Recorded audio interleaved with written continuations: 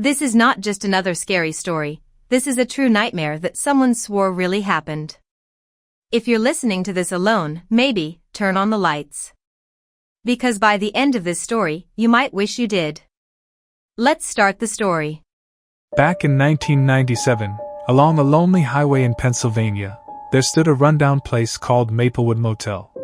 It wasn't fancy, just 10 rooms, one flickering neon sign, and the kind of silence that made your ears ring. Travelers said it was a decent stop for the night, but locals whispered something different. Never take room number 6. That's the room where people check in, but they don't check out. Most laughed it off as some ghost tale, until Michael and Anna, a young couple driving cross-country, found themselves pulling into Maplewood on a stormy night.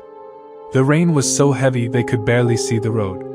Michael parked the car, water dripping off his face as he hurried inside the office. Behind the desk sat an old man, skin pale, eyes sunken, voice dry like paper. "Only one room left tonight," he muttered. He slid a rusty key across the counter. The tag read, "Room 6. Michael didn't care. They were exhausted, and Anna just wanted a bed. When they entered the room, it looked ordinary, a single bed, a dresser, a bathroom door slightly open. But there was something wrong. The air was ice cold. The wallpaper peeled like skin. And in the corner, a mirror, tall and cracked, reflected the room with a strange distortion, almost as if the reflection wasn't matching their movements exactly. At 3:12 a.m., Anna woke up. Not from a dream, but from whispering. It sounded like voices, dozens of them, murmuring from behind the mirror. She shook Michael awake. But when he looked, nothing. Silence. He laughed nervously. "You're just tired. Go back to sleep." But Anna swore she saw something in the mirror, a face, pale, watching. The next morning, Michael went to the front desk. But the old man was gone. Instead, there was a different clerk, a young woman who looked surprised when Michael handed over the key. "Room 6? She whispered. Her face went pale. "Sir, we haven't rented that room in years." Michael froze. "What do you mean?" "We slept there last night." The clerk's voice dropped low. That room was sealed after the last guest never checked out.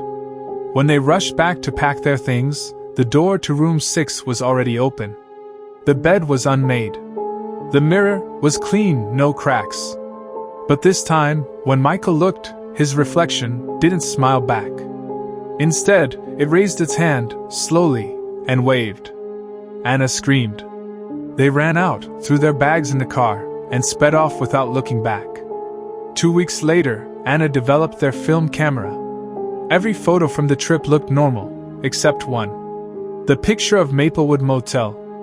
And there, standing in the window of room 6, was a figure. Not Michael. Not Anna.